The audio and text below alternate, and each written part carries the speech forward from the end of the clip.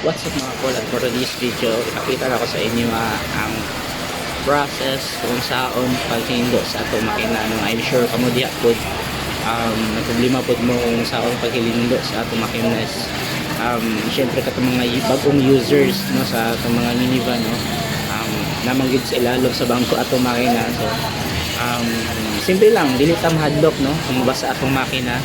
Ang imo lang buhaton is tabunan lang jud nimo ang fuse box nga naa sa imong dapit sa passenger side no. Na makita nyo sa imong video kanang gitambunan diya nga puti mo na siya ang fuse box na dapat kana siya matambunan na siya nga dili siya mabasa kay nganuman mo na siya ang nagdala sa electrical system sa ato ang unit. Once mabasa na siya, goodbye jud. So ayun na lang siya mga kol, sama sa pagpakita na sa video.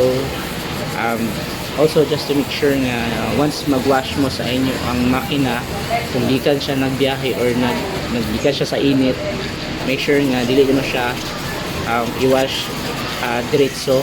Kabugnaon pa nun siya mga 10 to 30 minutes no, nga dili siya, no, not 10 to 20 minutes nga dili na kay siya no. So nung buhaton kung magwashing ka, unahan sa nimo ang gawas, lain na ang sasulod. Okay, para ini-washing nimo na siya kahit siya init o di utod mga lisngaw ang kainit diya sulod sa inyong minivan. Sama sa akong gibuhat sa akong minivan, akong i-wash ang sulod no, kung ang resulta hindlo kayo.